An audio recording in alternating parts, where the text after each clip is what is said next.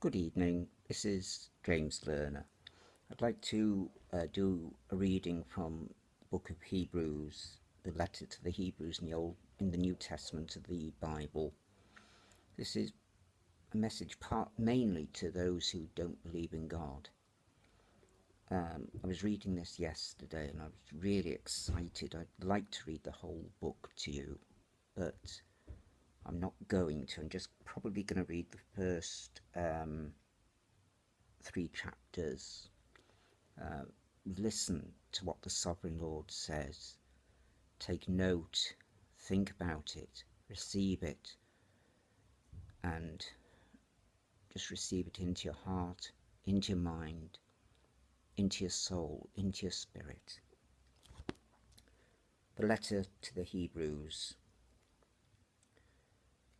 God, after he spoke long ago to the fathers in the prophets, in many portions and in many ways, in these last days has spoken to us in his Son, whom he appointed heir of all things, through whom also he made the world.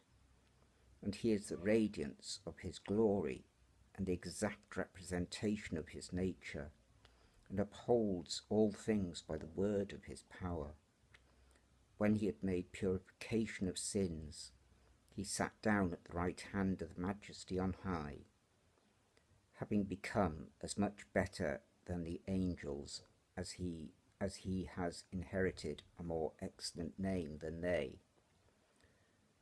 For to which of the angels did he ever say, "You are my son, today I have begotten you"? And again, "I will be a father to him, and he shall be a son to me"? And when he again brings the firstborn into the world, he says, "And let all the angels of God worship him." And of the angels he says, "Who makes his angels winds, and his ministers a flame of fire?" But of the Son he says, "Your throne, O God, is for ever and ever, and the righteous sceptre is the sceptre of his kingdom. You have loved righteousness and hated lawlessness. Therefore God, your God, has anointed you with the oil of gladness above your companions. And you, Lord, in the beginning laid the foundation of the earth, and the heavens are the works of your hands. They will perish, but you remain, and they all will become old like a garment, and like a mantle you will roll them up. Like a garment they will also be changed. But you are the same, and your years will not come to an end. But to which of the angels has he ever said, "Sit at my right hand, until I make your enemies a footstool for your feet"? Are they not all ministering spirits, sent out to render service for the sake of those who will inherit salvation?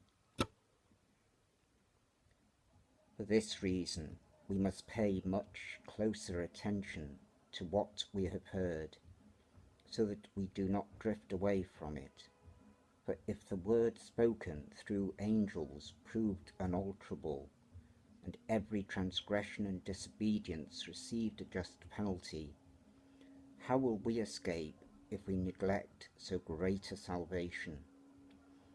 After it was at the first spoken through the Lord, it was confirmed to us by those who heard God also testifying with them, both by signs and wonders, and by various miracles, and by gifts of the Holy Spirit, according to his own will.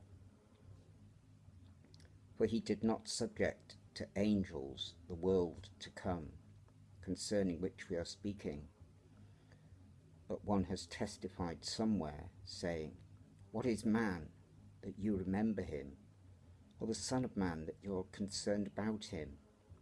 You have made him a little while lower than the angels. You have crowned him with glory and honour, and have appointed him over the works of your hands. You have put all things in subjection under his feet. For in subjecting all things to him, he left nothing that is not subject to him. But now we do not yet see all things subjected to him. But we do see him who was made for a little while lower than the angels, namely Jesus, because of the suffering of death, crowned with glory and honour, so that by the grace of God he might taste death for everyone. For it was fitting for him, for whom are all things, and through him are all things, in bringing many sons to glory, to perfect the author of their salvation through sufferings. For both he who sanctifies and those who are sanctified are all from one Father, for which reason he is not ashamed to call them brethren, saying, I will proclaim your name to my brethren. In the midst of the congregation I will sing your praise. And again, behold, I and the children whom God has given me. Therefore, since the children share in flesh and blood, he himself likewise also partook of the same, that through death he might render powerless him who had the power of death, that is, the devil, and might free those who through fear of death were subject to slavery in all their lives. For assuredly he does not give help to angels, but he gives help to the descendants of Abraham. Therefore he had to be made like his brethren in all things, so that he might become a merciful and faithful high priest in things pertaining to God, to make propitiation for the sins of the people. For since he himself was tempted in that which he has suffered, he is able to come to the aid of those who are tempted. Therefore, holy brethren, partakers of a heavenly calling, consider Jesus, the apostle and high priest of our confession. He was faithful to him who appointed him, as Moses was in all his house.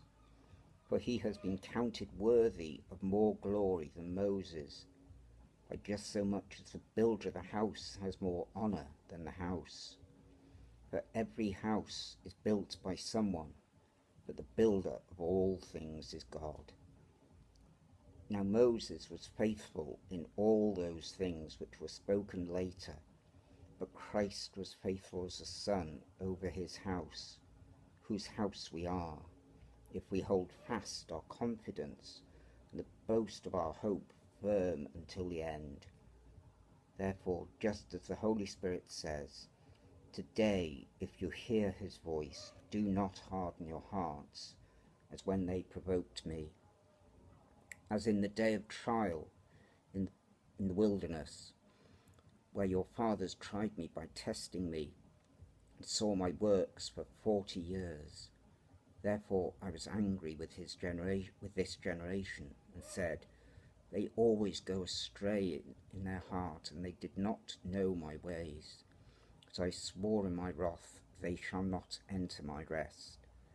Take care, brethren, that there not be in any one of you an evil, unbelieving heart that falls away from the living God, but encourage one another day after day, as long as it is still called today, so that none of you will be hardened by the deceitfulness of sin.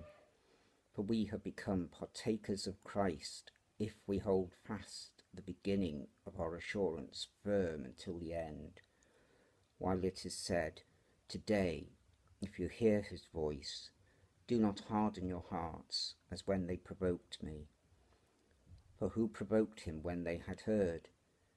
Indeed, did not all those who came out of Egypt, led by Moses, And with whom was he angry for 40 years? Was it not with those who sinned, whose bodies fell in the wilderness? And to whom did he swear that they would not enter his rest, but to those who were disobedient? And so we see that they were not able to rest, enter because of unbelief. That's Hebrews chapters 1 to 3, and just want to focus particularly on the beginning of chapter 2, particularly for those who don't believe. For this reason, we must pay much closer attention to what we have heard, so that we don't drift away from it. For if the word spoken through angels proved unalterable, and every transgression and disobedience received a just penalty, how will we escape if we neglect so great a salvation?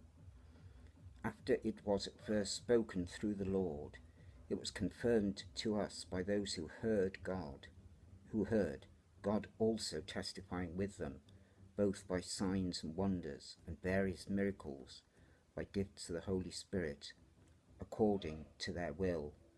For he did not subject to angels the world to come, concerning which we are speaking, but one has testified somewhere, saying, "What is man, that you remember him, or the Son of Man, that you're concerned about him? You have made him for a while lower than the angels. You have crowned him with glory and honour, and have appointed him over the works of your hands. You have put all things in subjection under his feet." Brothers, sisters, those who believe and those who don't, we need to know where our salvation is. We need to know God. We need to make sure that we don't escape that great salvation. Salvation is there for us to receive, but we must choose to receive it. We can choose life, or we can choose death. There is no other option. We mustn't miss out on that great salvation that is there for us. It cost Jesus everything to give us that salvation, and all it costs us is to hand over our lives to him. God bless.